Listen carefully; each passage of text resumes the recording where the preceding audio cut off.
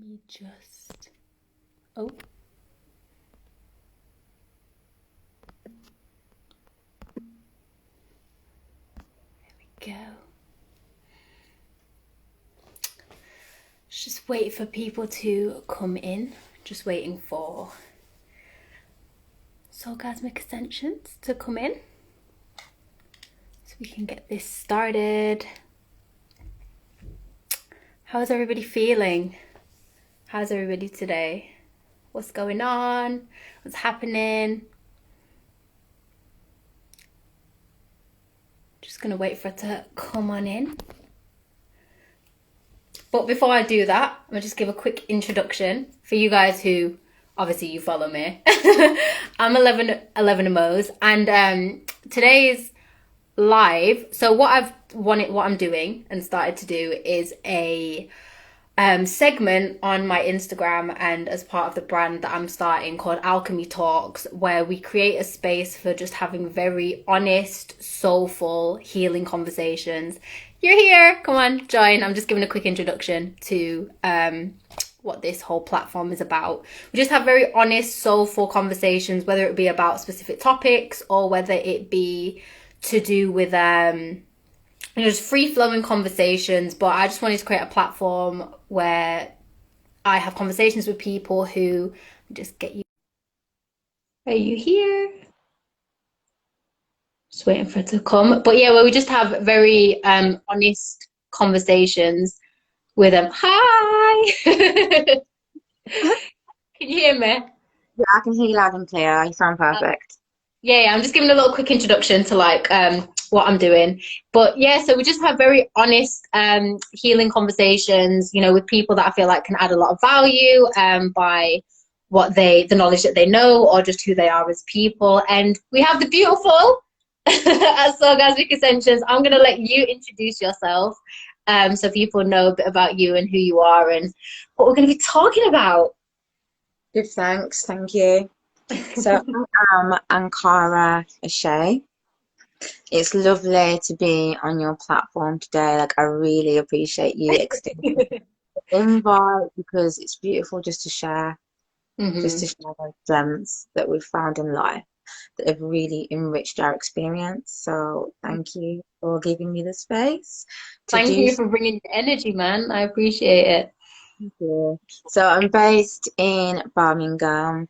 I'm a trauma-based yoga teacher. So I work with helping people release trauma out their bodies using yoga, movement, music, breath work, and sound. I'm also a bodywork therapist. It's a bit similar to massage. And again, it's about holding space for people to release unprocessed emotions and also all the trauma that's in their body and help them work on their relationships with self and others. No, that's beautiful, and that's really beautiful. And today we're going to be talking about like sacred sexuality, tantra, body work, just everything that you kind of like do and get into, and just get into that kind of let people understand what sacred sexuality really is, and you know where how trauma is stored in the body and all those different things, and also just having like honest conversations maybe about like our own experiences, you know, with certain things that have come up to do with sexuality and healing through sexuality and sexual energy in general. So Mhm. yeah, I'm gonna let you flow, baby girl. I know you're great at that. Thank you. Thank you. Where to start? Um, Basically, everything on my journey is all about holding safe space because for me, safe space is really key for us to be able to feel safe enough to express who we are, what's within us, and feel safe enough to actually feel what's going on within our bodies. Because in society, we have kind of, it's almost like a bad habit just to be able to keep always just in a space of having to do something, having to be busy, not being present, having to be on autopilot. And when we're on autopilot, we're so not present, and it's in that not presentness that we completely miss life. we miss our life lessons, we end up in repetitive cycles, and then all of a sudden something happens and we're just like, oh my God, how how did I get here? So I found just by feeling safe in my body, it's helped me be more present in everyday life. This allows me the chance to witness what's going on around me, what's going on within me, my habitual patterns, my limiting beliefs, anything or energy that I'm holding on within my vessel that stops me being able to express myself as freely as I want to.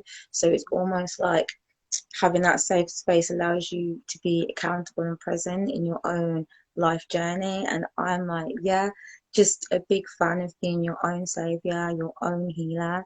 Like, there's so much services out there, and if we go and we don't take our power back and we're not aware of actually I've got so much strength within me. I've got so much awareness.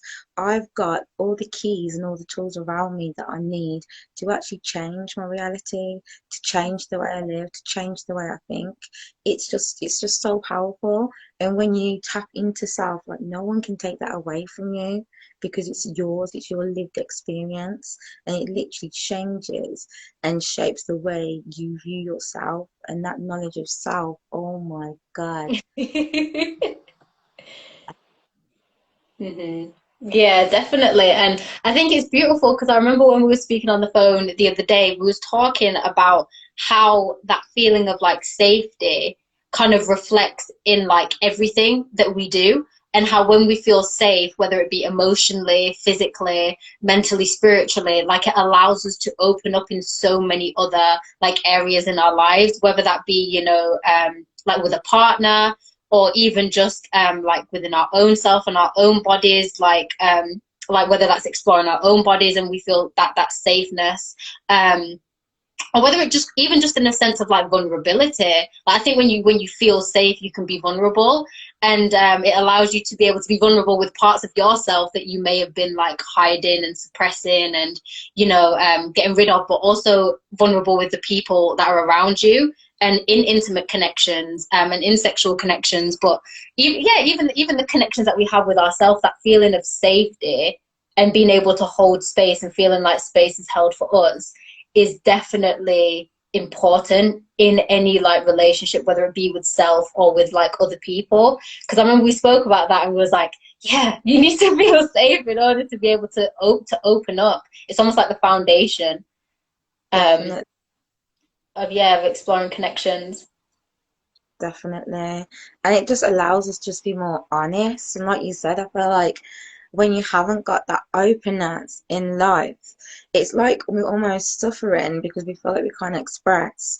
But the more we actually find the foundations within who we are, what's our purpose, what do I stand for, where do I belong, we actually build our own safety net. And then within that own safety net, people that resonate on the same frequency can connect with us, and then we bring more people in, and that's how we really start a loving community where we can all hold space for each other to exactly be who we are in our full integrity and authenticity. Yeah, definitely. And I think, like as you said, like self-awareness is like so important for like those things, being able to understand, as you said, like who we are, what we stand for, what's important to us. So we know then what energetic frequency like we're putting out there, that it's in alignment with who we truly are and not this identity that we've created, or our conditioning and wondering why we're attracting certain people. But it's because we haven't had that level of like awareness of ourselves to know what it is we're really trying to put out there and like receive that back. So we're actually receiving healing like connections, we're receiving like reciprocated love within connections because we understand that that's there within us. And I think that's very important, as well. And I think, how would you say like your knowledge of like self, or being able to be safe with yourself and like sit with yourself, has affected like the relationships that you have with people? Oh my days. I feel like there's been so much transformation in the past year. In the past year, because I'm like such like a private person. I'm a Virgo, Yeah, very good. Like, So even doing that energy, it's like I never really wanted to show all of me.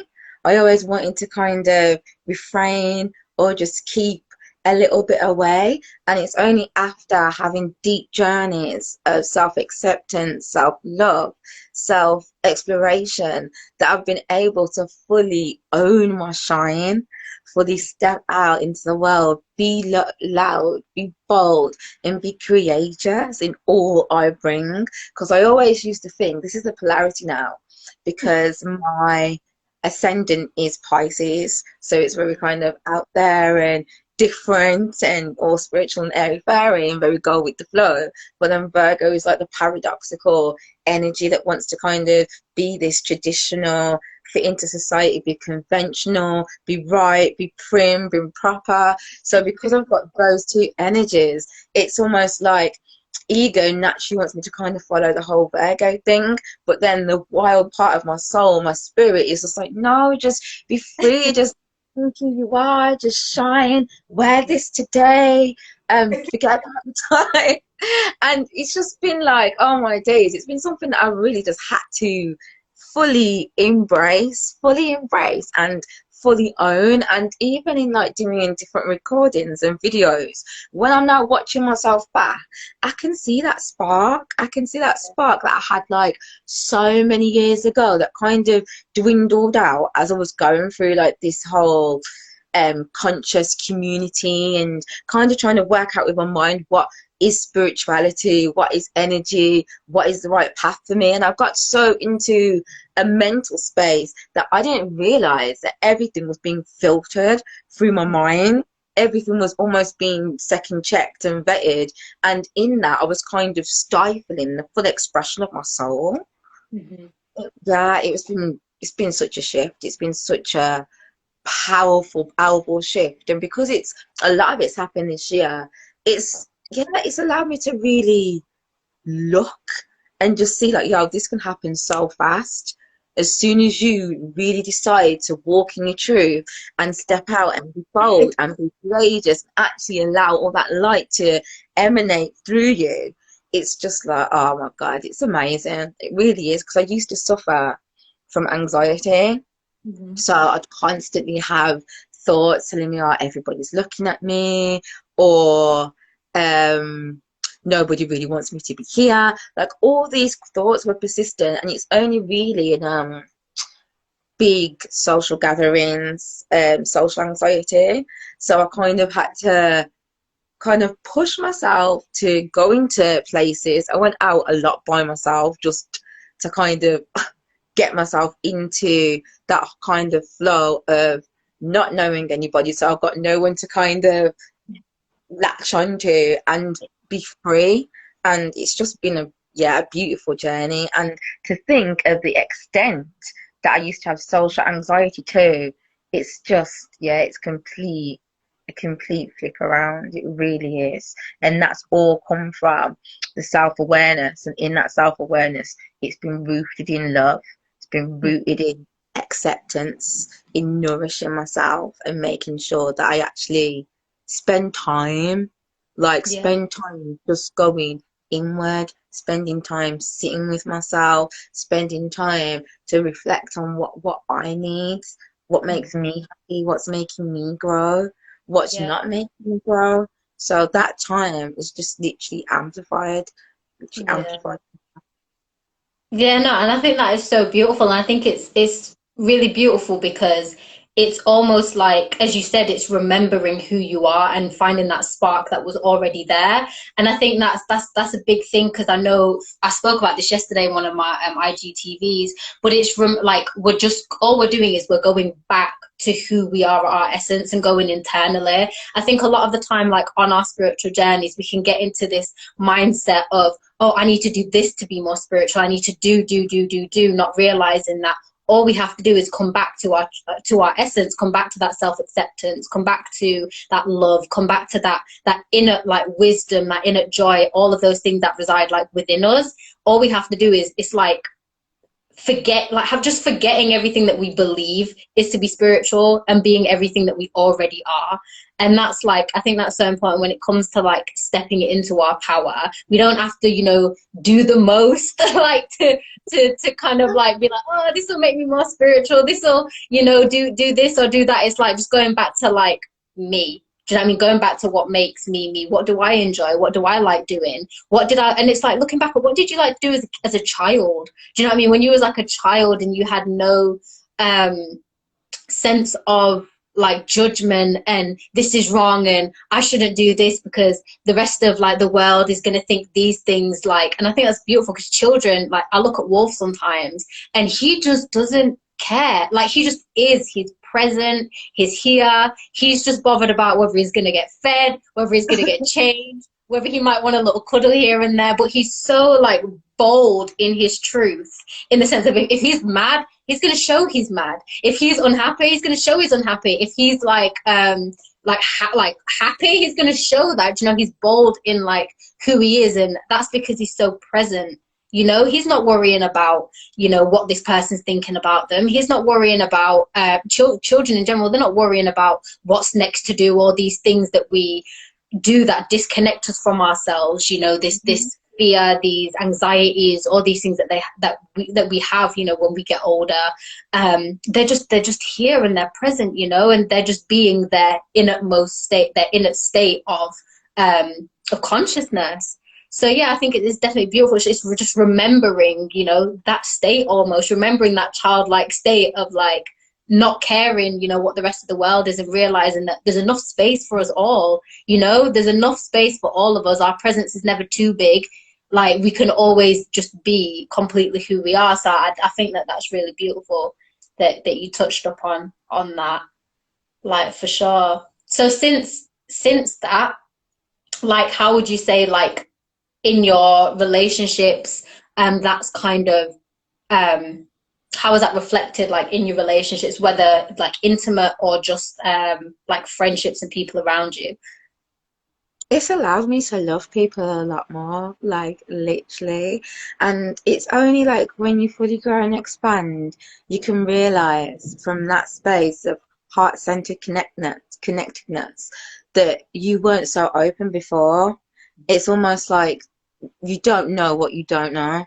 So when you start to expand your consciousness, and you can actually look back and be like, oh my God, is that how I was going before? And then you can actually appreciate where you are now in that journey. So being able to fully love, even if it's friends, if it's a relationship, and express that, because a lot of the times, sometimes we go around and we do our chit chat or we speak deep, but the actual frequency of love, that resonance of love, is not present, because I guess like from the conditioning and the socializing, we get taught, okay, this is how you are with your friends, this is how you are with your family, this is how you are with your lover, and none of it's really real because none of it's coming from our core. So just by tapping into this wild feminine, tapping into this wild woman, it's helped me like rebirth my essence, my feminine essence, what it is to be receptive, what it is to feel, what it is to sense, how it is to be fully embodied in my sensations of an interaction with somebody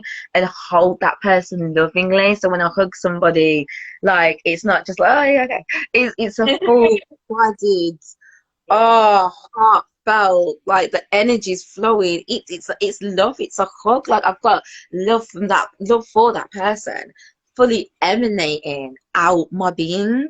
And yeah, I've just really noticed how full-bodied the love and my capacity to hold that love and flow that love is now. It's, yeah, it's astonishing. It really is. It's supernatural, man.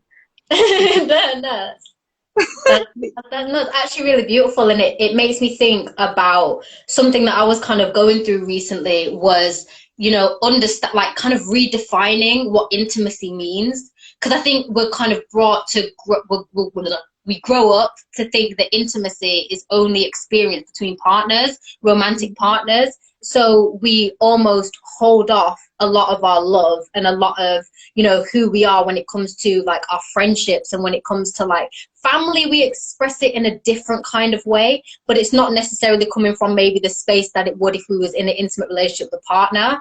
And I think really, like for me, it's been, how can I express intimacy? How can I express love outside of a romantic setting? How can I still give that as much of myself, you know, and that love that I would give in a relationship, of that all encompassing, like free kind of like I would die for you devoted kind of love in like every area of my life? And why do we just associate it with being in romantic relationships? And really, like, you know, especially with like my female friends, being able to like sit with them and like hold space for them, and like how you would with a partner, and be able to be affectionate with them without, you know, having this thought of is this strange, you know, being able to enjoy, like relax in their presence, enjoy their presence, be receptive, be open, like give massages, like do all the things that you would do like with a partner, and like with the people around you, and expressing that level of intimacy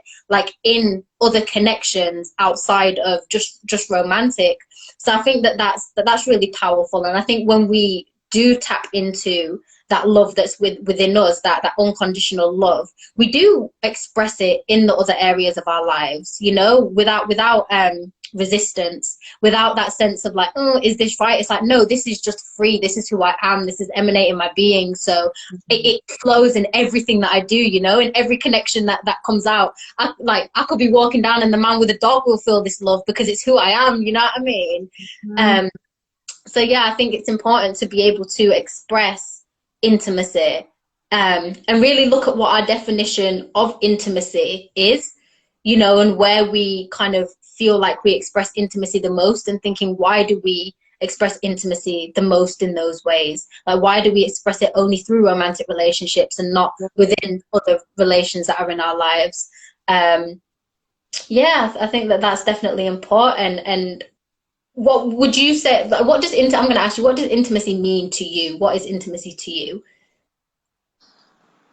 I feel, for me, intimacy like really feels like bearing my naked heart, my naked soul, and my mind all to somebody, so then they can actually just, it's almost, you almost like feel the oneness, because you become so close, because you've dropped the shield, you've dropped the armor, and now that person can actually hold space with you, because you're opening up. So it's openness. It's a deep, deep, deep openness, and a revealing of self. Mhm. No, it's beautiful. And do you feel like at any point throughout your life you've had like blockages around intimacy? And if so, like what's kind of helped you be able to tap into that openness again? I feel like I've had a blockage of intimacy, but I know I've had a blockage with like people, full stop. Literally, so like, what's coming first? I'm trying to think, okay, where's the root of that? I'm thinking, literally trying to think of the root. I feel like it's always going to be fear. When you block yourself, it's always going to be coming from a place of fear most of the time. And so I'm questioning, okay, what was that fear that hindered that intimate sharing? And I feel like deep down, it's probably rejection, deep, deep down. So a fear of being rejected. And then in that fear, it's like, okay, well, if I don't show like 100% of myself, and at least they're not rejecting all of me. Actually, they don't even know me, so now they're not rejecting me. So I feel like unconsciously I had so much different levels of defense mechanisms going on that it was hard to really see until I got into really exploring my consciousness, myself, my vessel, my humanity, my divinity. And when I started to really explore I just seen so much, like, so much beauty, so much rawness, so much sweetness, that it seemed really, like, it sounds mad, but it seemed just like really stupid to not, to ever have been afraid of that. Yeah. And it was almost like, when you get those epiphanies, those eureka moments, then you look back and be like, oh my God, like, as if I couldn't see. Because I feel like that must be the root. Maybe I couldn't really see who I actually was. Like, I had no idea. This beautiful essence, this soul, I couldn't comprehend with the tools that I'd been given and the conditioning and the indoctrination. I couldn't recognize myself. Mhm. So in this lack of being able to recognize myself, I couldn't see the purity, I couldn't see the holiness, I couldn't see the divinity, I couldn't see the God within myself. So I thought, when you've got that separation from God or source or whatever you want to call it, you do walk around in the world shrinking. You do walk around in the world not fully harnessing your full power and your full potential to shine that soul resonance. So I feel like that would have been big a big route to why I wouldn't have been intimate with my friends, with my lovers, and shared more of myself with even my family. Yeah. So I feel like I've answered that question just by working it out. So that's No, literally. no, do you know what? That is it's needed. No, we need to take that time to check in with ourselves. And sometimes we don't think about certain things unless we're asked or unless we're kind of prompted. So being able to kind of like take that time and not just, say, oh well, I think this is what it is, but actually being able to think, actually, let me check in right now. Why could this be? That's beautiful. And this is what these conversations are about. It's about figuring things out, having these like healing, soulful conversations, being able to figure out what's coming up and why certain things may be. That's just what it's all about. It's a beautiful healing space. So that was very like beautiful for you to do, and I think it's also very brave to be able to do. It's very brave and courageous to be able to be like, okay, let me check it. Let me check in. Because that's vulnerability. That is vulnerability. That is intimacy. That is you thinking, okay, why did this come, and let me express this now. Let me share this. So that was really, really, really beautiful. Like, definitely. And I guess with like what you were saying as well, when it comes to intimacy and that lack of connection to self or lack of connection to source, being why we might not be able to express it with other people, I think that that's very important as well. Because I think when we're afraid I think as well, if we're afraid to be intimate with ourselves, we're afraid to actually like look within. We're afraid to see our light and our dark. We're afraid to accept, who we are. We're afraid to see, maybe repressed emotions or like trauma or hurt or all of these things. We can't then bear that to the world because we're only viewing ourselves through a superficial lens. So we can't, so anybody else that encounters us, we only show that like prim and proper, nice, I ain't got no trauma self. So I think, yeah, definitely being able to check in like with ourselves and definitely being able to be vulnerable with ourselves too, be honest with ourselves, because I know I had a blockage in intimacy, and I think even still I'm kind of working through this at the moment, which is quite powerful that we're having this conversation, because I know growing up, like obviously I grew up in care, and one of the reason why I went through so many care homes and like foster placements, like they would never tell me the exact reason, but what they would always say to me is like, you're too much, right? Like, you're too much, we can't deal with you. And like for me as a child, like, I was just being a child, like, there was nothing that I felt like I was doing that was very like, oh my God, I'm really bad, what I mean? But it was almost like whenever a sense of like misbehaving or me just being a kid or maybe not always being so good or what they expected of me, it was like, we don't like you anymore, move on. So that made me feel, and as I was speaking to one of my friends today, and it made me feel like whenever somebody sees something bad in me, they're just going to get rid of me. Like if they see something that's not beautiful and amazing and all love and light, that they're just going to be like, no, I don't like you anymore. You need to go, because that was kind of what happened like when I was a child.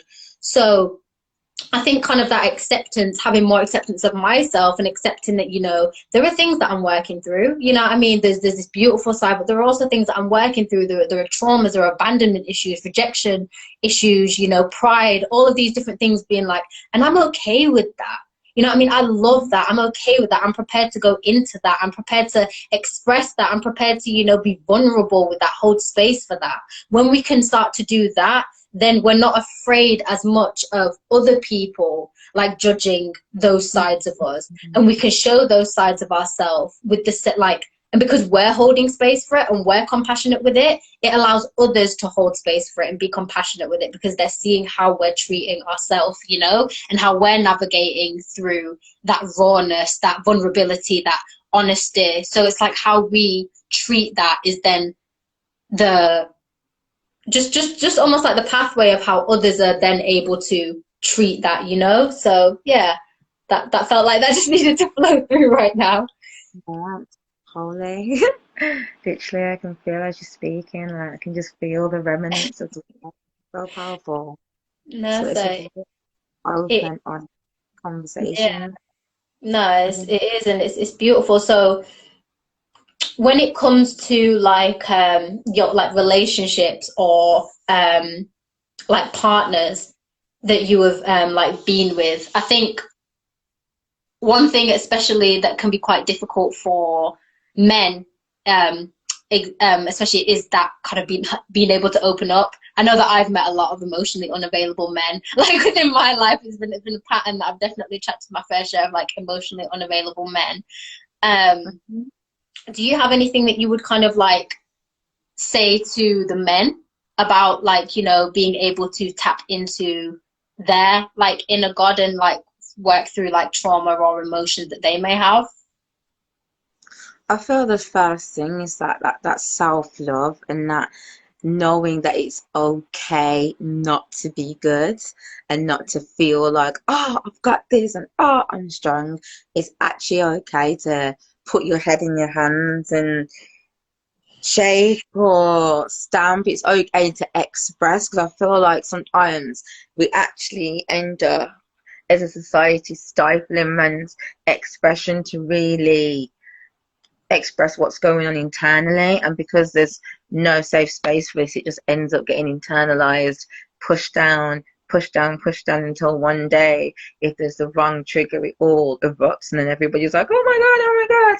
But if the space for that in the first place, and it was normalized for like men to cry, it was normalized for these emotional breakdowns, because we're not living like in the whole perfect environment. So sometimes we aim so strictly for perfect, like, oh no, we should be balanced, and oh no, we should be centered, and we shouldn't shout, we shouldn't, and it's just like we shouldn't swear. I'm just like, listen, we've got to express, like, this environment is having a shape and an effect on us, and if we're not comfortable with releasing that effect like in the moment and holding space for us to have that emotional release, then it's going to just build up, and that's how it really gets stored and locked into the body. And if it's not us directly suffering from those energies that we're carrying, it's passing down into the future, into our children. And this is how the whole generational trauma is coming from having parents, grandparents, great grandparents that didn't have the space to be able to express, and not having the space, it shrinks our capacity to even be real with ourselves, because sometimes we need that external vision to see what this real looks like. So even as young men growing up, if we've never seen our dad cry, if we've never really had a conversation with the fathers and had that space where it's a safe space to be vulnerable, and the fathers are actually sharing with the sons like what's going on emotionally, we're having emotional conversations with our sons and putting everything out on the table and saying, you know what, this is actually how I feel. Are we having those feeling conversations with our sons? And I feel like that would be like such, yeah, one of the most powerful things that we can do with our children. Definitely, like, sit them down and let them know that it's fully okay to express and lead by example. Because when we lead by example, we're actually letting that child know, like, oh, it's okay. It's okay to feel this way, and they're not having inner conflicts when things arise because they don't know how to handle it because they never had that example. So that whole father-son relationship, I feel like it's beautiful. So as a man, like, and that does have children, that's like really a nice, beautiful way to start. Is to start at home. Start with the family. Like, family's like everything. It really is. Family is everything to me. So when we can start things in the home, then it goes outside the home to the way that a young person deals with their friends now. Now they have a capacity to hold space because they've done it for the adult. Like, we're so, like, children are amazing. They're so amazing about what they have the capacity to do. And I feel like the more we actually see them more as like spirits and ourselves as guys, like, okay, yeah, like, we might be related, I might have carried you, but I know you're on your own individual soul journey. You could be older than me, and I know that you were born, like, I believe that, like, children are born into circumstances that are going to help shape who they need to become. Like, everything is a catalyst for your divine self. Everything is for your divine assignment, and everything is for your refinement. So sometimes when you're hitting a stone and you're thinking, oh my god, it's a block, or oh my god, this hurts, it's like, actually, that stone is the same tool that is sharpening the knife.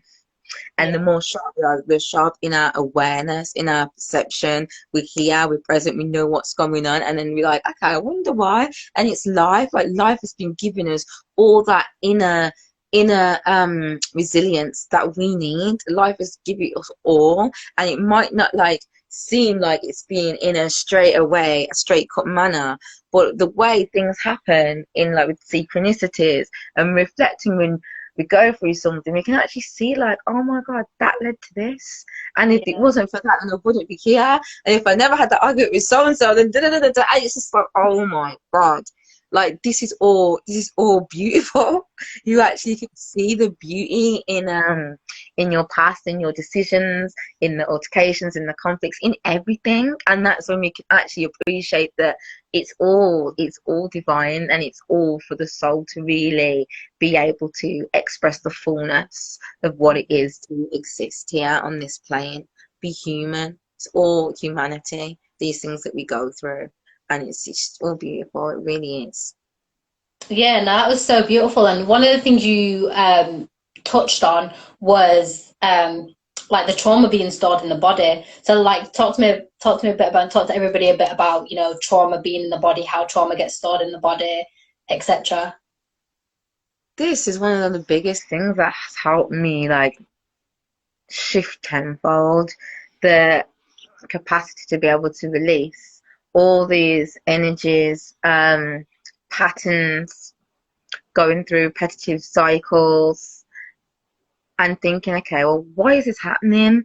I've changed my perception, I'm eating good, I'm reading these books, I've completely worked it out up here, but then not realizing that actually the memories aren't all here, the patterning, the conditioning, it's not here. We actually have a body conditioning. We have a body patterning, the way we hold our body when we're in certain situations. It's actually imprinting the vibration of those situations in our muscle tissue, in the fiber, in the memory, and we end up holding those patterns, and these patterns are behavior. So everything is instinctually linked. It's all linked, it all connects. So when I fully kind of realized that, oh my days, like, it's in my body, that's when I started looking into the body work. And oh my days, at first it was something that I definitely wanted to experience. Like, I wanted to, because I like reading about it or watching a YouTube, but after a bit I'm like, no, I need to be living this. This needs to be me. So I went to Thailand 2018, and I did a course in Tantric and Tao bodywork and emotional detox. Now, emotional detox taught me so much about the certain places in the body where emotions are generally stored, and also gave me that hands-on experience to work on other people's bodies and actually physically see the learning and what I've learned in practice. And for me, that was the most powerful thing, because you feel the atmosphere in the room, you can feel the people trembling, you help them with their breath work and encourage them to breathe through the sensations and to release it through sound. And it's that releasing through sound which, again, when I was speaking about, and towards more of the men, being able to express and being able to vocalize how they're feeling. If something happens to us and we feel completely helpless, and then we're not even allowed to talk about it or express it, that's when it literally gets stored in the Yeah. body. And because we haven't expressed or vocalized it or been able to, it's unprocessed. It's unprocessed emotion, and it lays stagnant. And now we've got all these stagnant vibrations in the body. Our life force, our kundalini, our chi cannot flow through our body effectively. And if we're not having this life force flowing through us, we haven't got that full on capacity to harness the soul energy and allow it to shine, allow our beings to shine through and come forward, because we're stuck. And a lot of the time we build up this armor over the areas where the emotions have been stored in our body. We build up this brilliant, at the time it seems brilliant, like this armor to protect our wounds. And we know with wounding, a lot of the time, it needs a certain level of air to breathe. It needs a certain level of air and oxygen to stay fresh and to heal. So with us having this huge armor, it seems like, okay, they can't hurt us again, we're safe. But we're actually stopping our healing process, because now we can't feel and we're desensitized. Because if someone's throwing sticks or poking this trauma, because of this armor, it's like we can't feel it. And when we can't feel it, that's when things become dangerous, because everything is always, there's always some kind of like cause and effect. It's just one of those laws, one of those principles. So we're always being affected. And if we can't feel it, we're going to keep on going to those same situations, same scenarios, same patterns over and over and over again. And Yeah. that's why it's able to lift it and shift it so we can feel. Yeah, no, definitely. And it's going to feel normal when we go back to those things. We're not even going to be able to realize that this isn't healthy, because it's become so like normalized within us, so habitual, so like as you said, encoded in our DNA, that when we are within those situations, it's like, oh well, this feels like home, and that's why it's I saw a post that said make sure you it was basically saying, like, not exactly in words, but basically make sure you understand what home feels like, because sometimes you'll go to things that feel like home, but home was abusive. And like it's and I think it's really important to remember that, because when we aren't aware of our traumas, and when it does become so like stored within who we are, and we've created these kind of like armor where we can't feel them, we will go into these situations that feel like home. They feel normal to us, not realizing that everything that is normal to us isn't healthy. It's not right. It is abusive. It is toxic. It is painful. But because that's what we become so used to, and we're unable to dig into that and see that actually, no, we deserve better than this. We need to heal this so we don't keep attracting the same situations. We're not aware of it. So I think that that's like really powerful. So like for you, what would you say, what kind of techniques would you recommend to people to kind of start becoming aware of trauma that's stored in their body, where it may be stored, but how they can also like release it? What techniques would you recommend that people can kind of do at home or with themselves? Awareness wise, I feel like journaling is is beautiful, because it just opens up you to be able to start releasing. And even if it's from pen to paper, that is a start, because sometimes we don't feel safe enough to really express to other people. So by taking up that pad and that pen, we're actually giving ourselves a voice. And sometimes it's like, well, I don't know what to write. We just start anywhere that feels natural at the time. And eventually I found myself writing more and more and more. And even just reading it, that's when emotions starting to come up, because it's almost like until I had let this whatever energy was inside me outside, then I could actually, it's almost like I could feel it, because I put it on paper. It was no longer, it felt like it wasn't mine anymore. So I was able to feel it in that way. And it just shows how powerful that block is to feeling our own self-expressions. Like, okay, when it's within, it's absolutely can't feel anything, and then when it's on paper, it's like, now I can feel it. So it just shows that this armor, it's yeah, it's serious, it's deep. So writing and journaling was one way that caused emotional release, and another thing, especially to do with now that like more of the physical body, is yoga. Like, oh my days,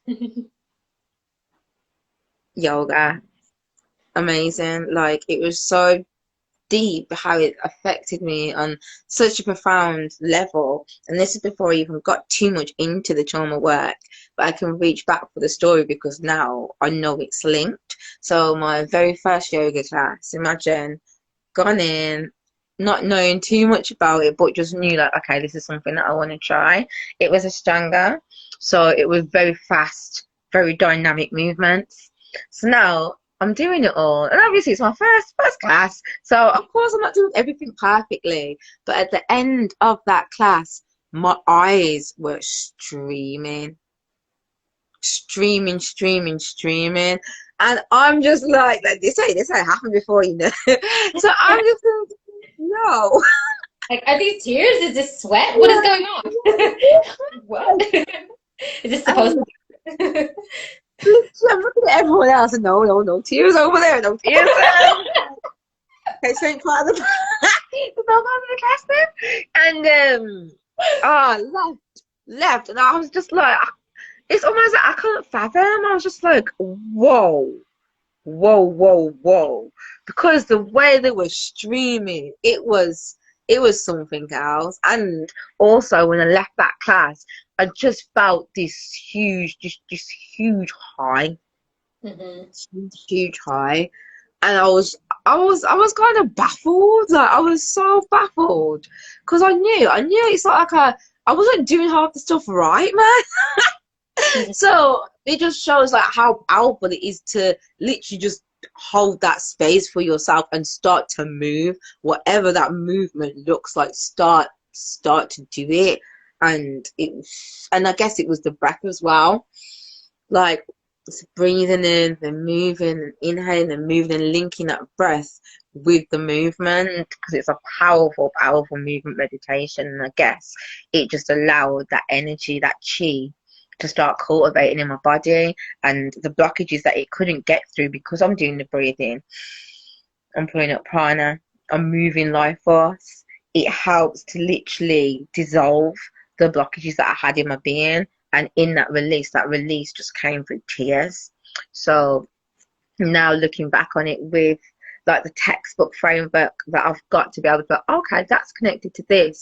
I can literally break it down and see how that was basically a part of my somatic body work just from there, and that experience. And just knowing that movement is so powerful when it comes to moving energy, when it comes to releasing. Another thing that I do is dance. Like, dancing is, oh my God, so underrated. Like, it's so powerful, Mhm. especially for emotional release, for releasing energy, for cleansing. That movement, that cultivation of Kundalini. Kundalini is like pure ethereal fire that is the source. It's life. And the more we have the capacity to allow this life force to move within our frame, within our vessel, it shifts everything. It shifts us on a cellular level. On a cellular level, the tissues, the memories, the emotions, we're just shifting. And in that, dynamic movement when it's moved with music. It's like music almost calls on the spirit. Yeah. It calls on the spirit to come in our bodies, and then we're embodied with this spiritual force now, this Ashé, and it's just a powerful alchemical process. And also dancing can be a purge as well. We can release, oh my days, you can release, you can shake off. There's so much power, and especially like where I come from, like it's all about whining, and when I start to move my hips, oh my days, when I'm in a flow, when I've connected with the melody and I'm moving, I'm just really fully embodied. I'm in my vessel. The music is dancing me. That is, it's phenomenal. And the way I energetically feel after doing that, I'm in an altered state of consciousness. Like I've physically moved and alchemically transformed and transmuted any kind of dense energies that I was holding in my being through this movement. And for me, I feel like sex does have a big role to play again in this moving chi, this charging, this emotion with the pelvis and the hips. And it's such, even the sexual energy in itself, it's such a powerful, powerful, powerful force to move chi, to cultivate chi, to harness and attract more life force in your vessel, because now we have the capacity, we have the space for ourselves, the space for our soul to fully live anew, illuminated in our vessels through this movement. Like it's powerful. It's so powerful. No, definitely. How do you feel like couples that are like having sex or anything, how do you feel like they can help one another like heal throughout that act? So kind of more that like sacred sexuality now. How do you feel like they can help one another? First and foremost, I would definitely say like create the space and create the intention. Environment plays like such a prominent role in healing. I'm not too sure who says it, but there's a quote that says it's really difficult to heal in the environment you got sick in. Yeah. So just by intentionally creating a sacred space, you're already setting boundaries on what energy you want to come into that space and what energy isn't welcome. And that's like, we are sensitive human beings, and that is powerful to do when we're going to cultivate such a potent essence, Hmm. potent energy. And then within that safe space now, it's about really being present in our bodies so we can listen to that person, and not just listen on an auditory level, but listen to how that person's breathing. What's their body doing? What's their body language saying? Are they open? Are they closed? And it's almost like a telepathic connection. Allow yourself to be able to cultivate that, because sometimes your partner might not always even completely know 100% what they're feeling, because this is me as well. Like I might not express, it might take me a while to figure something out. So I could be in a situation, and because I don't fully know what's going on, I'm not going to express it, and I might express it days later, and the person could be like, well, why didn't you say? And it's like, well, I didn't know. Like right then I wasn't sure. So yeah, so to be able to kind of allow ourselves that closeness to be read.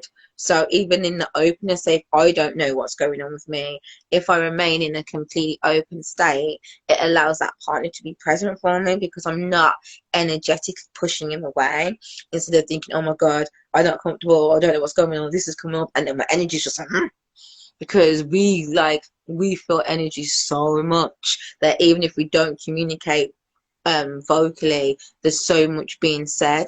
So the more we are open in our intimate relationships, but the more we allow space for that other person to be present for us, and when we allow ourselves to witness our partner in all loving, in non-judgmental, heart-centered compassion, compassion is such a powerful, powerful, powerful energy. And when we can like look at our partner and just see them in their beauty, their boldness, and all that they are, that kind of look, like you recognize it. It's a frequency that you're emanating from your being, and that as well amplifies that safe space, which allows a person to fully be open and a person to fully be vulnerable. And when we fully open, again with sex, we're allowing this beautiful energy to flow, and instead of it being just localized now in the genitalia, because of this openness and this level of safety, we're allowing the energy to flow from head to toe throughout our being. And yeah, it's really beautiful. It's so beautiful. And a lot of the time, the vulnerability, the trust, and the safety is linked to orgasm. Mm. So it helps more women to actually be able to surrender, because sometimes that's what it is. We can get so active, and so even as a feminine, as a woman, we can get so almost like masculine in our sexuality because of like the porn industry, movies, TV, and what everybody's always been giving us. We haven't really had a space to actually delve into our own sexuality and how we naturally want to express our energy. We're kind of just performing. So when sex becomes a performance, it becomes an act instead of a being, a way of being.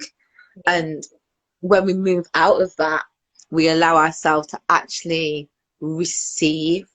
We allow ourselves to receive and be so, so receptive. The energy just starts to move and flow and cultivate. And it's beautiful because you actually share, like, again, that's intimacy. You're actually sharing that openness. You're sharing your heart being literally cracked open, and the love that's spilling and overflowing from your vessel, you're sharing that with somebody else. And it's almost like education, because the amount that I've learned from my body the amount that I've learned from my body, oh my days.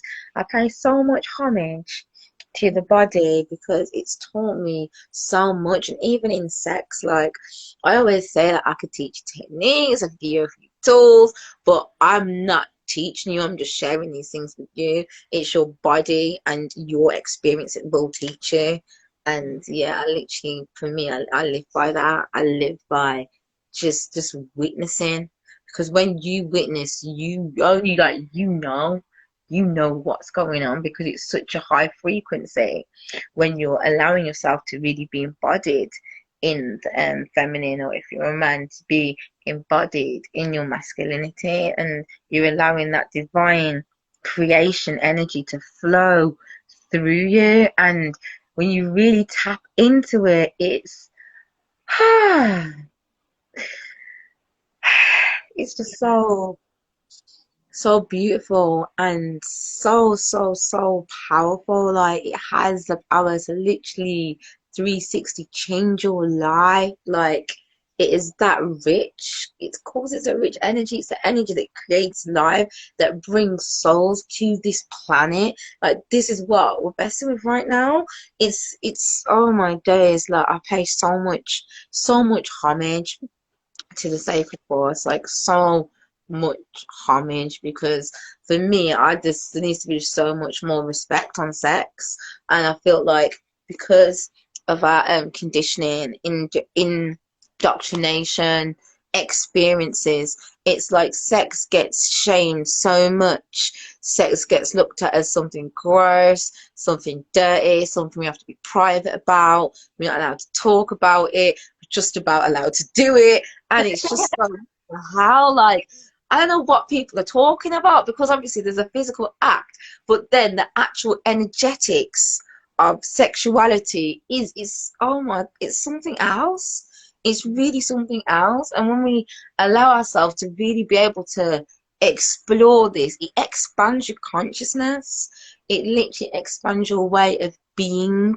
It taps you into your full humanity. It is powerful, such a powerful medicine. Like it moves blockages out of your system. It can heal lineages, generations. We're dealing with something powerful. something so powerful and beautiful. Like, it literally is a manifestation of source moving through our bodies as a current.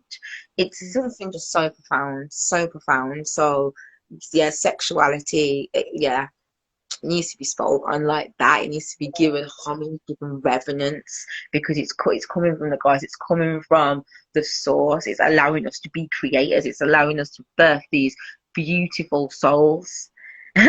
Beautiful souls, like from a complete other dimension. Like, we're literally portals and stargates. Like, we really do this, and it all comes from sex. And I feel like, how can it have like such like a bad rap and be looked like this way? It's where it all came from.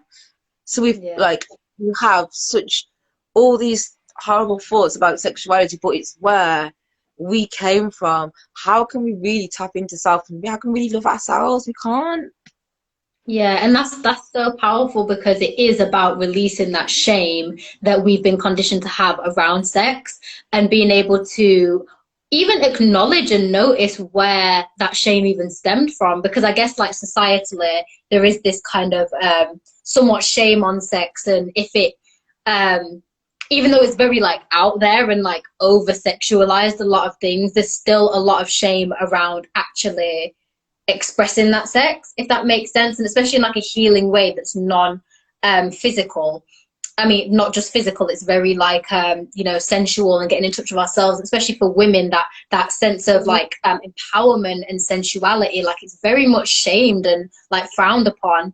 And I think understanding where were we shamed for, and it's like not just like sex, but also sex is creative energy, you know. It's sexual energy and creative energy are the same energy. So sometimes, like, we could have been shamed for like creativity, or have a blockage within our creativity that can actually then also reflect on our sexuality and how we're having sex. Or like, when we can have like creative blockages, it can be related to sexual blockages that we have. So looking back at, okay, where when I was younger or throughout life was I shamed for, you know, maybe expressing myself sexually, or maybe like when I was a child I wore a certain outfit, or like danced a certain way, or maybe touched myself, and then I was like, no, don't, like, our parents were like, no, don't do that, that's wrong, like, that's shameful, that's not allowed. Or maybe we was just trying to be creative, maybe we was literally, you know, singing one day, and then somebody said to us, stop singing, like, maybe you should do something else. Or like, where was this energy, this whole energy, where was it blocked? And looking at that and identifying that and being able to like heal those things.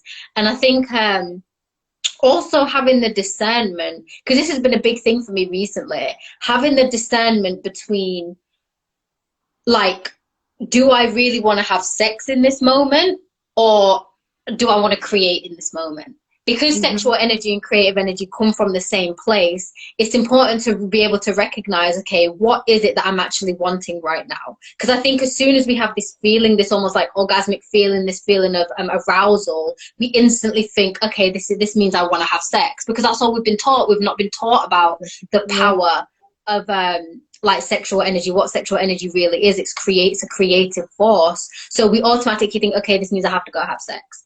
Do you know what I mean? This means that we have to do that. And I remember what was really powerful the other day was I'd spent quite a bit of time at a friend's house, and I ended up coming back to my space after a while. I came back to my space and I walked through my door. Literally, it was so strange. I walked through my door, like my front door, and this huge feeling of like arousal just literally filled my being. And I'm like, why am I feeling like this? Like this whole feeling of like, just like horniness, to be honest. I was like, what the heck, like, why is this feeling like coming up? And I thought, I'm gonna just sit with this feeling for a minute, I'm not gonna act too quickly. So I went into the shower and I literally just started singing, like, just literally freestyling, just singing my heart out. Like, so it wasn't planned. I wasn't like, I'm gonna turn this into creative energy. I literally just started singing, and as I was singing and expressing, and literally this sexual energy was just like flowing through me in such a creative way, it made me realize, like,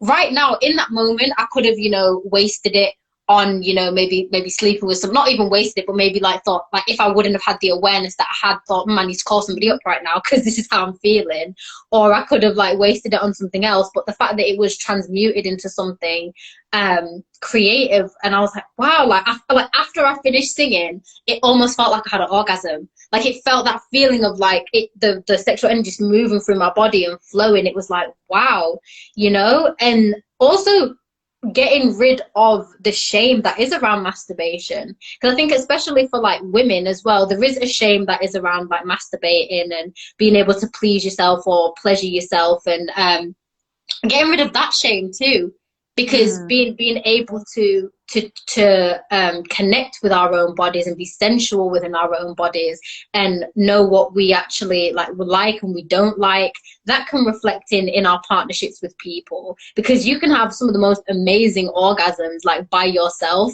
which almost like sets the standard for your relationships and being able to communicate within your partnerships. Okay, this is what I like, this is what I don't like, because you know that if I can get myself to this like limit, I'm not gonna almost become an extension of a man's masturbation, you know, and just let them use my body to get off, and I'm not getting any pleasure. Because I think as women, we can do that a lot. We think that, as you said, we have to perform for the man, we have to let him get to his state of climax, where we actually don't communicate our own needs, we don't communicate what we want to feel pleasured. So we become an extension of their masturbation. Like they're basically using our bodies to just masturbate, instead of like having that awareness of how powerful our energy really is and what we like and what we want, and being able to express that to them. So it's go on, sorry.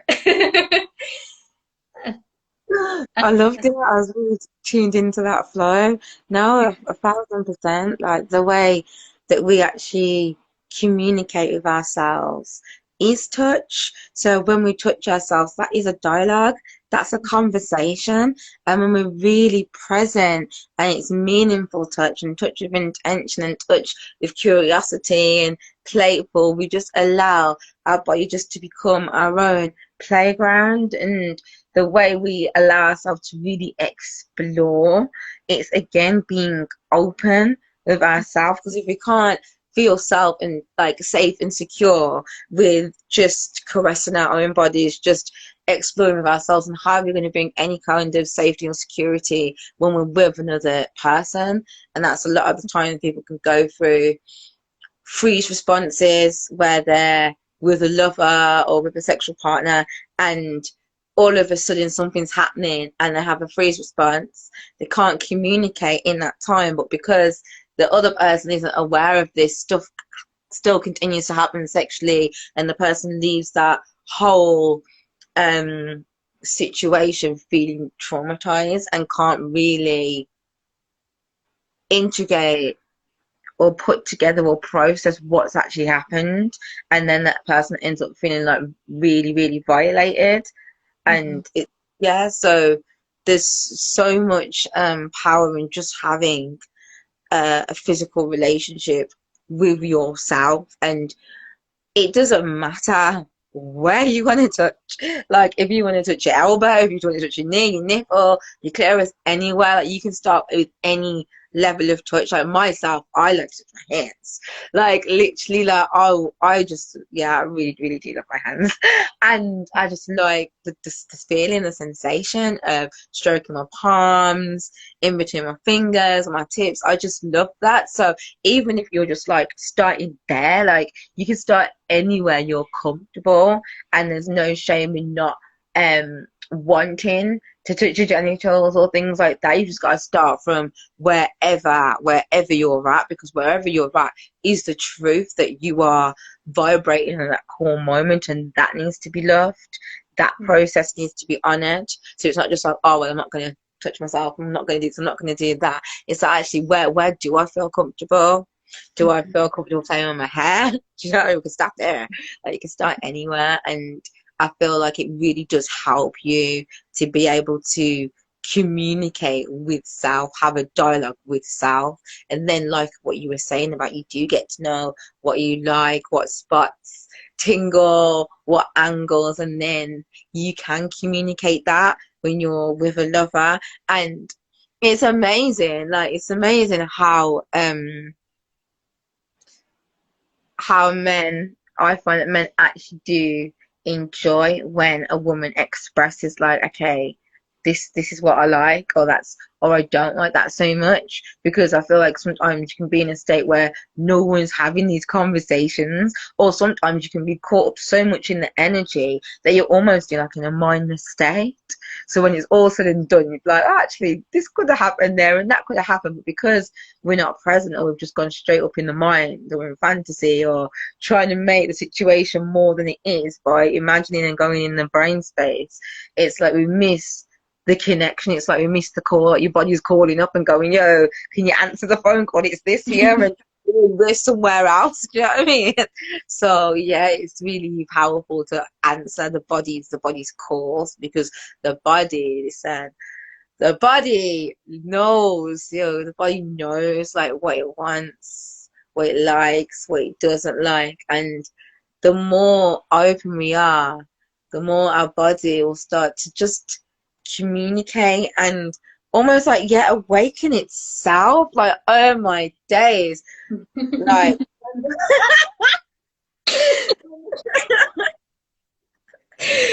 Oh my God.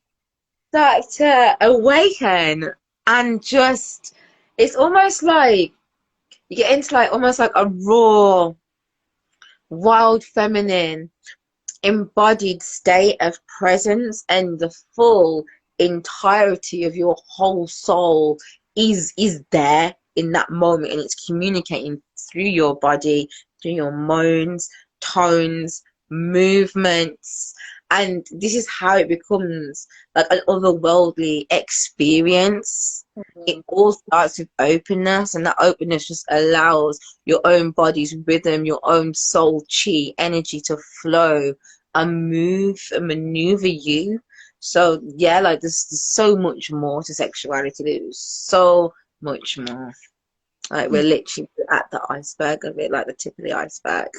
No, that's beautiful. So, like, I think for men as well, there's like more of a, I think when we think of sensuality, it is that feminine energy, but it's like, it feels almost just like women can do it. How would you suggest for like men to get more in touch with like their deeper sexuality, not just like their primitive um urges? How would you kind of encourage men to tap into that more sacred energy? Incorporate breath work. Incorporate breath work with your movements. So whatever movements that you're naturally inclined to do, allow yourself to move with breath. So you're connecting the body and the movement with the inhale, with the exhale, with the inhale, with the exhale, because that invites your presence. And the more present we are in our movements, in our intimacy, in our sensuality, we start to really feel, it's almost like we feel this internal flame. We feel the internal fire, like the juices get going. We feel just so much more life force, and it's the fact that it's in our body and not so much in the mind.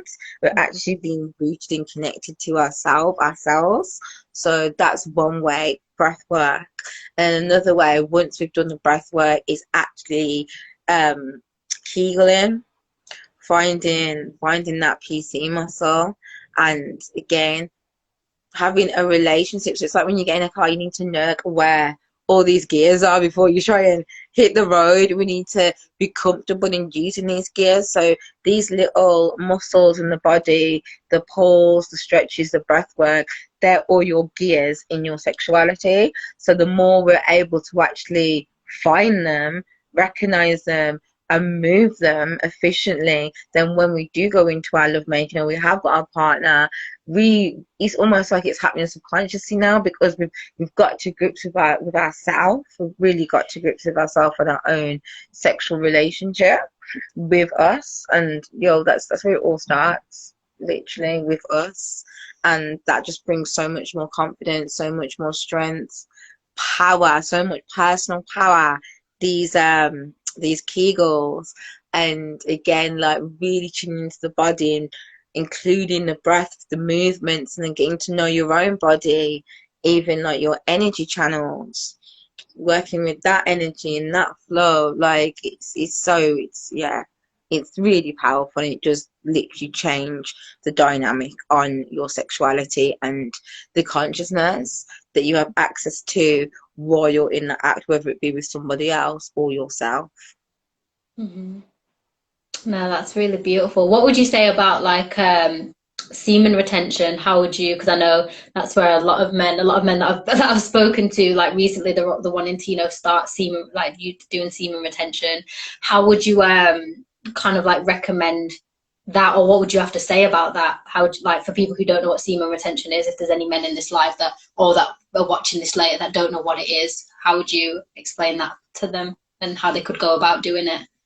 Yeah, I'd explain semen retention is when you're either pleasuring yourself or you're having sex and you feel like you're going to ejaculate, being able to contract and squeeze the muscle so then you do not ejaculate, but the actual flow of energy is still, because for me I would define it as the actual flow of energy is still moving, so you haven't just stopped the sex dead and just not basically no, the energy is still moving and you're retaining that life force, that semen within your body.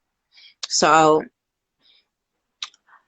the people that I've spoken to that have practiced it have all said like powerful, powerful, and it's like what you said about not just letting all the primal energy just completely take over and elevating to God consciousness man, to divine man, and allowing the divine man to be present. And when we've got like all this control, it means more presence, like more control is more presence, especially when it's in usually those places of the body where there's a lot of unconscious movement going on, or even addiction, like addiction to the sensation of ejaculating. When we can have a certain level of mastery over this, it like mastery in sexuality is mastery in life, Hmm. literally. Sexuality and creativity, that's life force, it's Hmm. all one. So we do really see that it does have such powerful impact, because we're allowing our life force to literally stay in our vessel and to circulate and to charge our organs, to Hmm. charge our cells. And yeah, it's just really powerful. And I'm not saying that like, okay, so every single time you have to retain, you could just literally explore. Like sometimes it's beautiful not to think, oh, I need to do this and oh, I need to do that. Actually, I'm just going to give this a go. I'm going to explore. I'm curious to see what it feels like, and just allow like that space with yourself and your body and your own process, and enjoy. Like literally, I enjoy it. Like it's not worth it, I'm enjoying it. No, that's absolutely beautiful. I'm just going to look through the comments and see if there's anything, any questions or anything anybody's said. And Mm-hmm. also, if you've got any questions, literally just like send them through and then we can answer them. Um, so yeah, if anyone's got any questions, just send them through. Have a look Cool. through the comments, see what's being said. So laughing, I'm right alongside. I'm trying to read it. It's not letting Everyone's probably looking at me in the lab. I guess keep them falling off my face. I'm like, push them up. I need to go get them tightened. They go dropping off my face. But then if I take them off, I can't see, and I'm gonna pretend I can see. Like, um, Oh, question about high sex drive.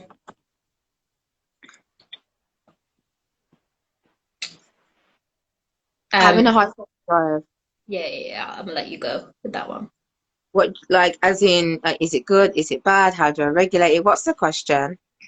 I don't, it just said high sex drive with a question mark. Yeah, could you expand on the question, please? So we can give you the best answer. Yeah.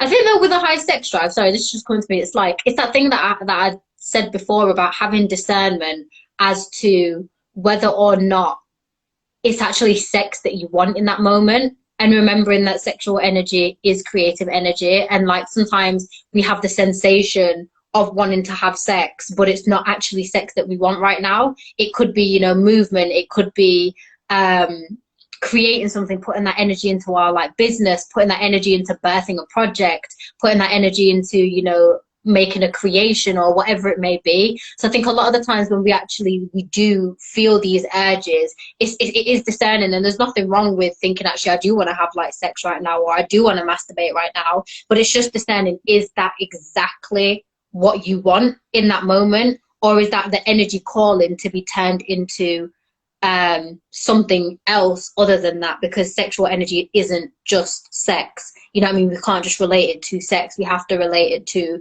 the creative force that it actually is, you know. So I think having that level of discernment of what do I need, and checking in with the body, like what do I actually need right now? Because that's why a lot of the times, like, we can have sex and we can feel shit afterwards, you know, or we can release an orgasm and we don't get that same sensation because that wasn't actually what we needed that in that moment, you know. We didn't actually need to release it in that way, whereas we could have had way better pleasure if we would have focused it into our work, if we would have focused it into, you know, writing something or journaling or singing or dancing, or, you know. So just, I think, checking in with the body like at that time and saying, okay, what really is needed in this moment to transform this energy, and not just about releasing it, it's transforming it, you know, into something higher. That just came through for me, but we'll see what he said. What was this specific question? Do you feel the high sex drive is actually due to sexual urges? I think that's what I need to kind of just answer that bit, but yeah, you go.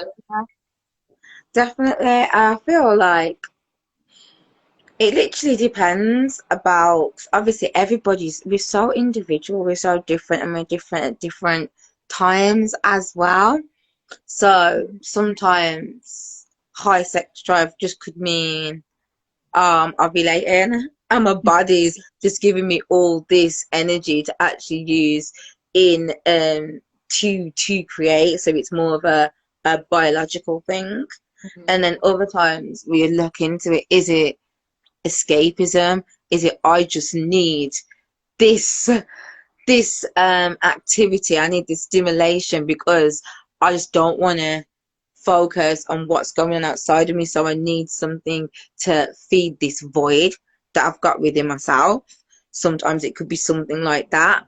Other times we can build a high sex drive just by our relationship with sexuality and ourselves. So I know people that have been in relationships, and as that relationship's growing and as it's grown, it's like in the actual sexual connection with that pair, it started to really phase out. And the past, like, they didn't no longer, like, actually the man, like, was really gay, still really wanted to continue having sex, and the woman had kind of like completely gone off it. So eventually, like, he kind of just stopped asking for it. He stayed faithful and everything, but he stopped asking for it.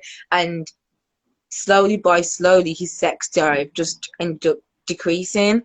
And it's interesting because even though that happened so many years ago, it still stayed like that.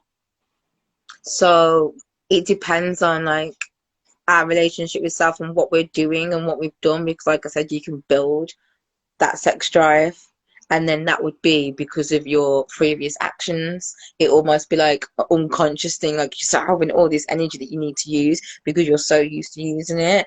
And other times, like, it's interesting because I'm going to mention moon cycle, like the moon, because I find, like, when it's near a full moon, I've got like so much sexual energy. But this is a thing, I just know it's not that, oh, I want to have sex. I know it's just that I've got so much energy in my being. And a lot of the times, what's interesting with me, because I've worked like a lot with sexual energy and my chakra system and the kundalini, that energy, it kind of, it don't really stay in my root. Like, it's like it hovers between my sacral and my solar plexus. So I feel it, but it's like movement. So instead of thinking, oh, I want to have sex, I'm like, I want to move. I need to move. I just can feel that I need to move. Like, I can feel the generation of energy, and that, yo, if I start a project now, I've got the energy to allow it to take off, because it's that cardinal energy that I get very, very close to a full moon. So just realizing that, and that is, it's still a drive, but because of my relationship with my chakras, instead of just saying, okay, it's a sex drive, I know, yo, this is a creative drive right now. Like, I'm ready to create. So having that relationship and just being aware and just working with my chakras as well, it's allowed me to just, it's like almost like automatic now. So when that energy is cultivating or is brewing within my being, it's like, I know what time it is, I'm ready, where's my pen, where's my paper, business plan, invite some people around, we're gonna get building, we're gonna get growing.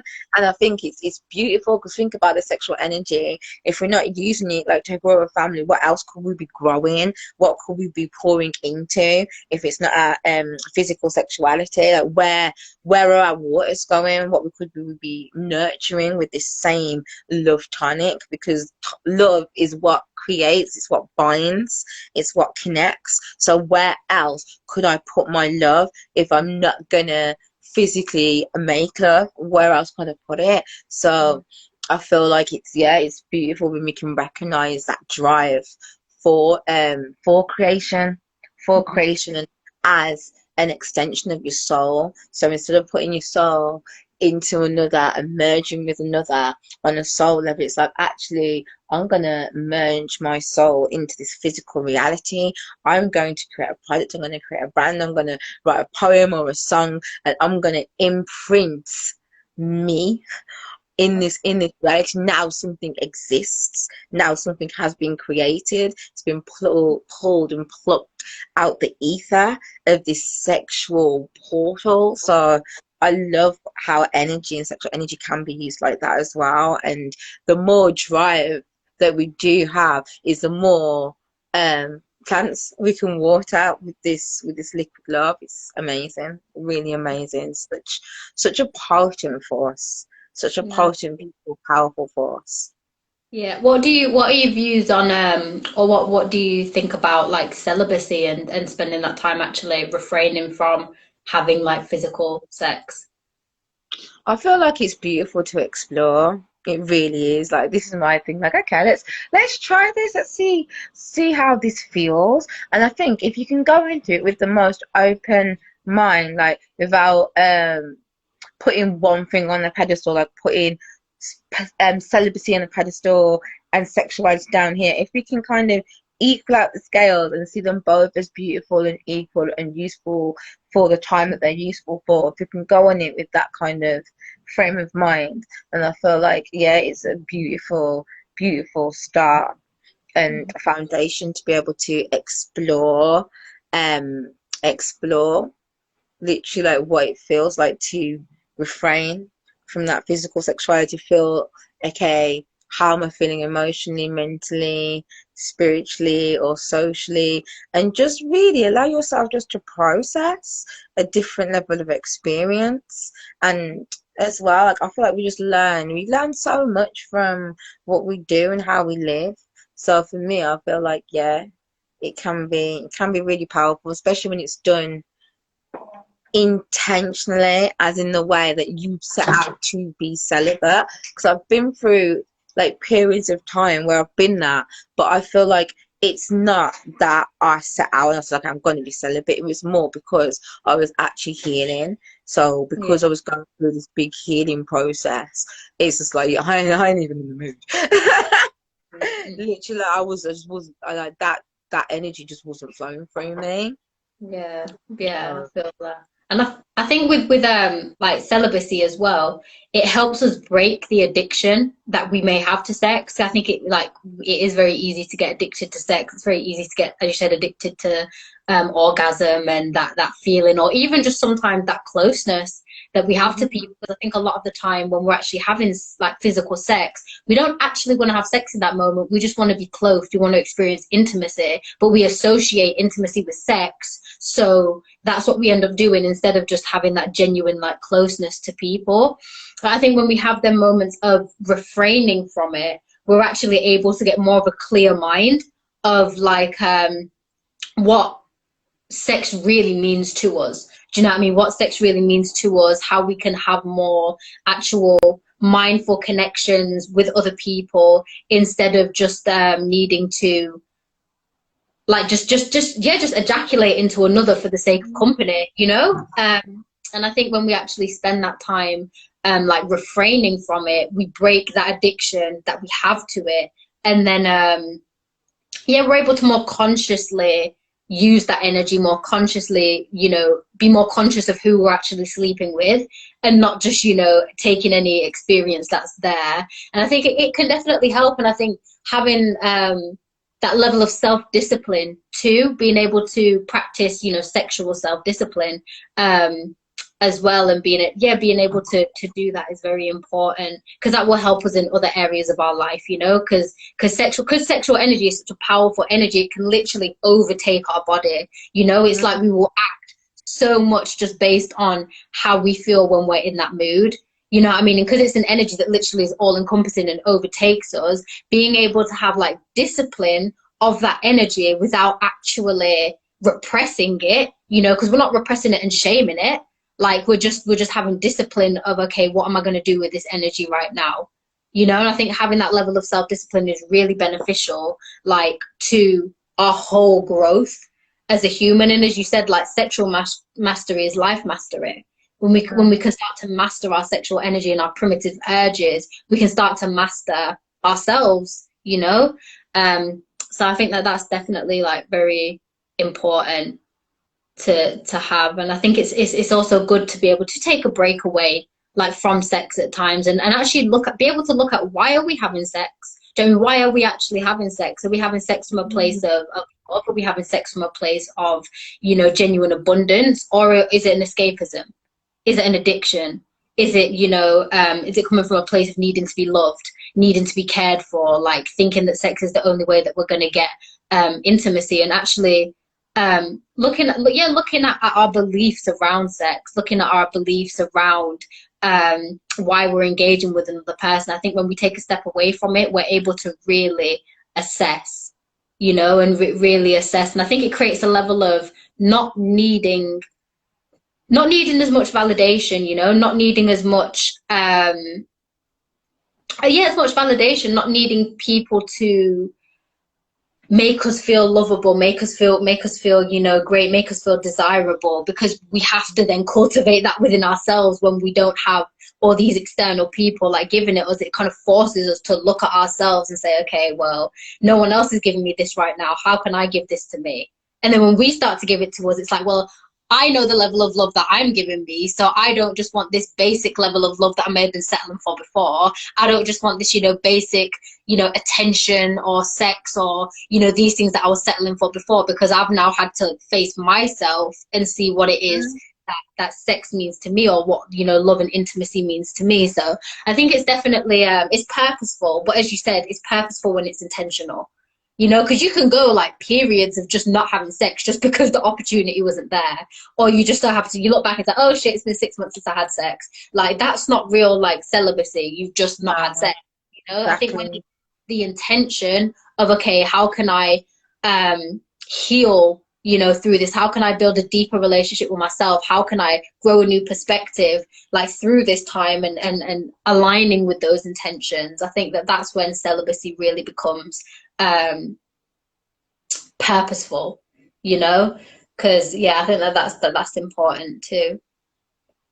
I think that's definitely something that like rang a bell, and it was about like when you're in sexual situations and it's like, actually I don't actually think I want sex, I think I just want affection. And I've noticed like that can be quite a feminine energetical trait, that a lot of the time the feminine wants affection, like she wants to be touched, she wants to be held. It's not necessarily sex. And with the masculine energy, the masculine trait, a lot of the time they actually want that, on an energetic level they want the actual sex. So it's almost like one will kind of like, they'll go towards each other, but they've got almost opposing agendas. Like one wants the physicality and one wants the emotional connection that comes from sex. So I found that so interesting. A lot of my most like powerful healing shifting times, as well as sexual experiences, have been through times where I've literally just been held. Like, being held is so powerful. I swear to God, it's just really, really deep. Just still being in a bed, you can still not have any clothes on, but like, because you're celibate, because like you just know you want more than the physicality. It's just having that person close to you, it's the intimacy, it's still skin on skin, and it's just being held and knowing that, you know what, this what we've got right now is enough. Like, you don't have to do anything less or anything more. Just being next to your body is enough. And it was, yeah, it's almost like a deep form of like seeing somebody and witnessing, and again, safety, because you can feel safe. That's not like, oh, this person's gonna pounce on me, da, da, da, da, da. It's like, no, there's a fully safe space being held that is present, and you can fully let go and allow that love to penetrate you. So instead of being penetrated on a physical level, you're just allowing that love to penetrate your being and penetrate your field, and that's what really like cracks that heart, like so open. It's, yeah, it's such a really beautiful thing, and I've experienced healing, like such deep healing from just being held. It's been powerful, really, Yeah. really, really powerful. And just know that, like, you're respected, you're seen, you're witnessed so much more out from just sexuality, just as a sexual object or just as pleasure. There's a kind of an infinite spiral of energy that is building between the two of you, and there's just a what's the word now? Content. You can just feel so content, so content, and like, it's, yeah, I feel like it's really powerful to still be able to be held, to still be able to have affection, and just not put any expectation on yourself, or feel like that other person is waiting, like, okay, 3 more minutes and then the knickers are coming up, like, do you know what I mean? You can fully feel that there's that space is being held, and oh, it's just really beautiful. It's so nice, so nice. And like what you touched on as well about just having that discipline as well, having that space within yourself where it's just like, actually, this is what I'm working on right now. And the thing that I like to be vocal about it. I like to be like, right, this is what I'm working on. So like, I needed some accountability here. I am just, yeah, because I feel like it's so powerful speaking it out. Because I know, like, when my heart's not really on something and I'm just kind of testing the waters, I won't tell no one. I won't.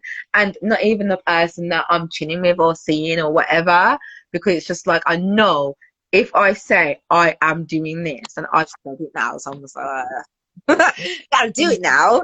So when I start to speak and vocalize, like, this is what I'm working on. If you see me going left, yeah, please say something, because this is what I'm working on right now. And it's beautiful when the other person can be just like, I can see the energy's rising now. Let's do something else, because I swear it's about catching yourself when that energy is starting to cultivate, when you start to get passionate, when it's starting to get hot, and you're just thinking, I know what's coming, so I think I'm gonna put this music on, or let's meditate, or get incense, or just kind of still do something. And I find, like what you were saying, you made a really good point about not suppressing. And so within celibacy, it's not like you're suppressing the sexual energy now. We've got a whole vessel with channels and everything. So when that sexual energy is being cultivated, there's different channels that we can allow that sexual energy to move through. So when we're aware of these channels, it's like, yeah, like what that Kundalini do. Do you know what I mean? You can really raise that energy within yourself and start to open these gateways in your vessel. And when these gateways start opening, this is when this union and flux of source consciousness, cosmic consciousness, starts to come through your being, because you've opened this gateway and you've made this kundalini, this active, sacred, sexual Shakti energy awake and alive within your being, and it's moving in your different tubes that are in your vessel and flowing through your being. And it's such a pure cleansing energy. And this brings me back to kundalini bodywork, and touched on earlier about using my chakras and incorporating this sexual energy and linking my sexual energy with my chakra body and with my energy body in my system. So moving this life force, being able to tangibly feel and recognize, okay, this energy's here, it's in my root, it's in the genitalia, and I can feel loads of stimulation. How do I bring it up? So we're not going to suppress it and just lock it up and be like, okay, we're not going to do this. We're going to, how do we make it rise? How do we bring up our sexual energy?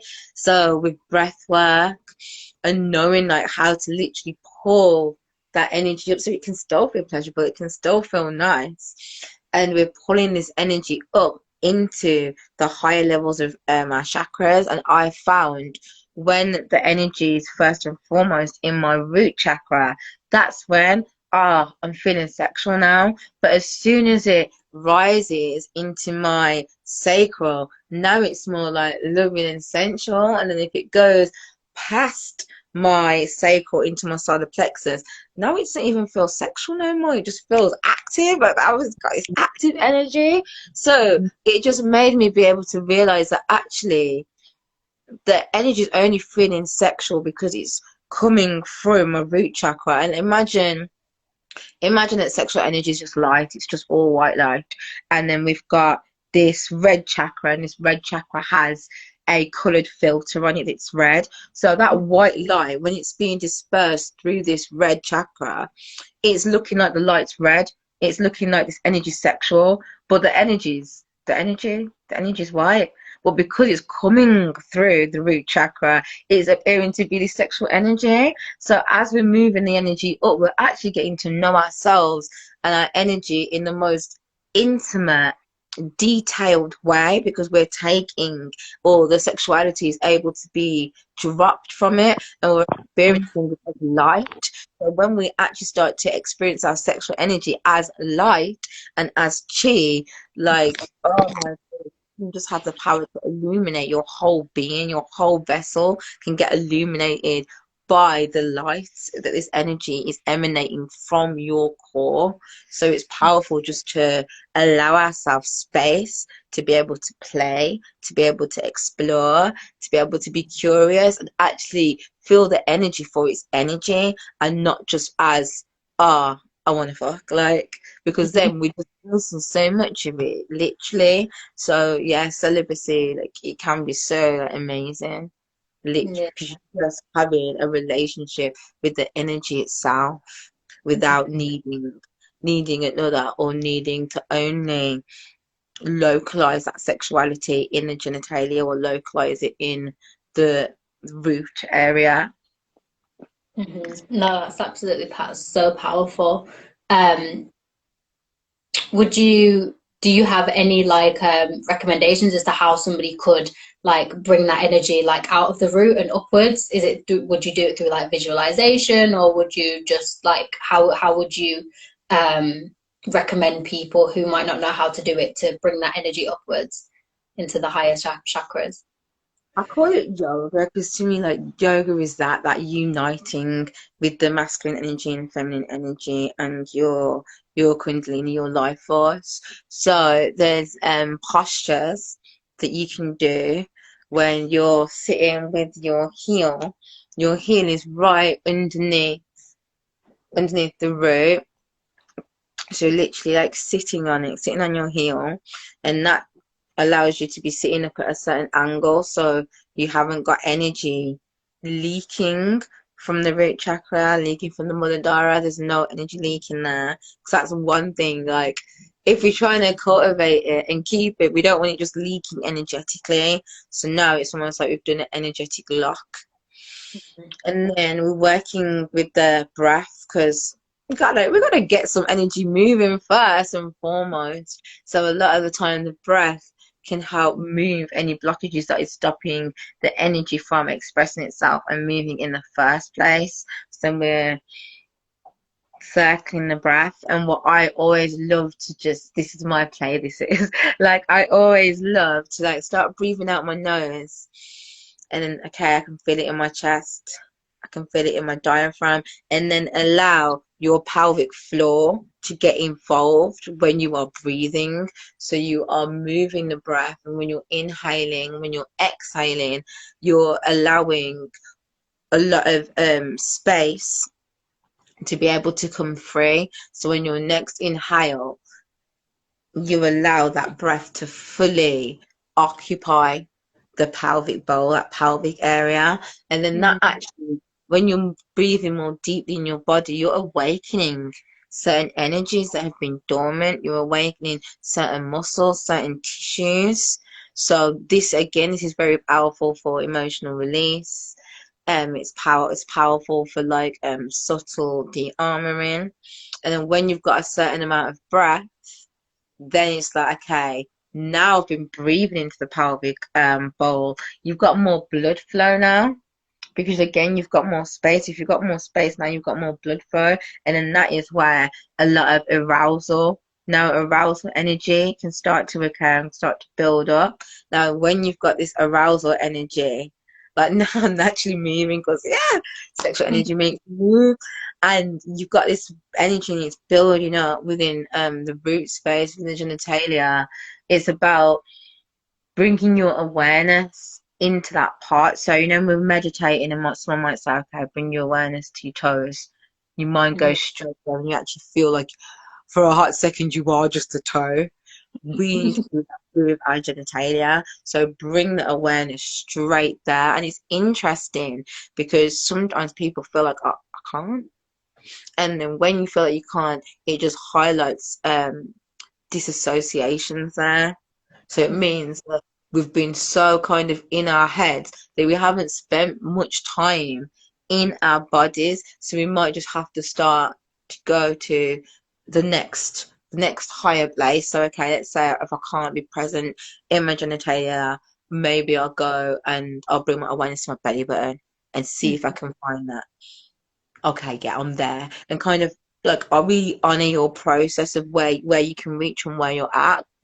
And wherever you're at in your body, then start to breathe and start to really tap into this sexual energy.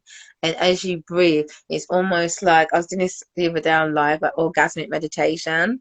So as you breathe, it's almost like you allow yourself to enjoy the breath and you really milk the breath for like everything that you can get from it. So you're feeling appreciation, you're feeling the flow of the breath, you're feeling how your body expands, how your body contracts, you're feeling the relaxation, you're feeling the activeness. And in this, it's like you're playing with your masculine energy and your feminine energy. So now it's a sexual cheer, sexual dance going on within your consciousness and your being. So as we're playing with this now, that's when like, okay, you get in a big vortex of energy now being cultivated in your root. So when we can feel it and we can feel it like in a tangible way that, okay, this is here now. Like I would like if I was doing it now, I would lie back and then keep breathing.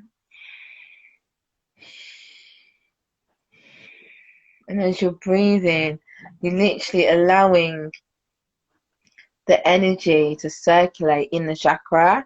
So as the energy circulates in the chakra, this is when it starts to feel almost like orgasmic, because there's so much life force happening here. It's like the whole cosmos, the whole galaxy is experiencing itself in this vortex. So it's such a huge amount of dynamic energy.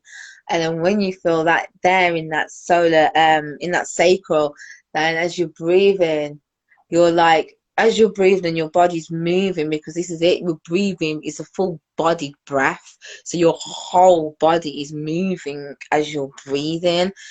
And in the inhale, we're pulling that energy up, we're putting it up to the solar plexus. And then when it's in the solar plexus, we're just feeling what it feels like for that energy to be there, and just allowing the breath to almost like play with the body, us to be active in our inhale and us to be passive in our exhale. And again, we're playing with this Shiva and Shakti energy and allowing it to accumulate in our vessels. And as we breathe and as we involve the higher chakras, it's when the heart gets involved. It's like the heart just starts to expand and swell, and the energy field that starts to come from that. Oh, literally, it's, oh my life. It's so something else. It's so something else. It's, oh my days. It's like it just allows all your cells to start to open. You feel this huge openness, and as you're opening, you're expanding. There's so much more life force again. The cosmos is just here coming through you. And again, so you're gonna pull it up, you're gonna feel, you're gonna pull it up. And yes, like this is how I do it. And why? It was so fun to go out. It's hard to describe it and it not happen at the same time, man. Literally. Nah, beautiful. Woo! That's so powerful. Has anybody got any more questions to ask? Trying to see if there's any more questions.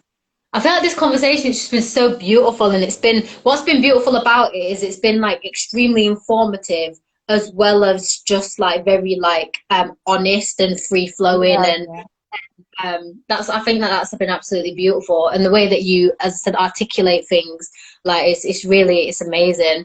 I feel like there's so many people have gained a lot from this, and I'm excited for like people to watch this afterwards and be like, oh my god, like I've learned this or whatever. Are you doing any services at the moment, or are you not doing any But right at the now? moment, it's body work. It's body work and yoga that helps release trauma. So trauma-informed yoga. So yeah, I'll plug the Soulgasmic Ascension, and if anyone's got any questions, yeah, inbox me and I'll be happy to walk you through services, walk you through the benefits, what I've really got from a lot of the things, because I don't really offer anything that I haven't had experience in personally that hasn't transformed my life. Like that's not what I'm about. I'm about like things that I know this works, and therefore I emanate a certain resonance and frequency out of my being with this work. So I make it alive. The work is literally alive. And that's, yeah, I honor it. I literally do honor it. I'm devoted to the body, sacred sexuality, and transformation and journey to self. Like that journey to self and that like it's literally soulgasmic ascension is everything. It really is. No, that's absolutely beautiful. So yeah, as you guys heard, I will obviously tag her in this post. But any services that you guys would be interested in that you offer, literally, send a message and stuff to at Soulgasmic Ascension. And yeah, I thought this has just been really powerful. I felt there's so much that's like after this, just like to process and to like sit with and to be like, wow, like that was like really beautiful. And I'm really grateful for your time, for the energy, for your knowledge and the wisdom, and then that's just been pouring through this. Like, thank you so much. Thank you. Like, thank you for the invitation. Like, the invitation is always like so powerful. The invitation, the platform, your own like insights, and listen to your intuition to create something, your own vision, your own ability to communicate and express what you've been through and what you're thinking, and you're amazing at asking questions. So I'm sending so much love back, like infinite love back to you, and I really, really, really appreciate your being.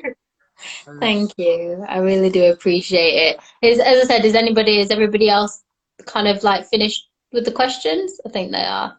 Yeah, I think everyone's kind of done. So we'll say a goodbye to everybody. And as I said, I will link your social medias to this live. So yeah, anybody that wants to reach out, give you a follow, just support the cause, and yeah, any services that anyone's interested in, please do reach out. Okay. So yeah, Bless we'll you. peace and love to everybody. Thank you. Take care. Speak soon. Bye bye. Bye bye.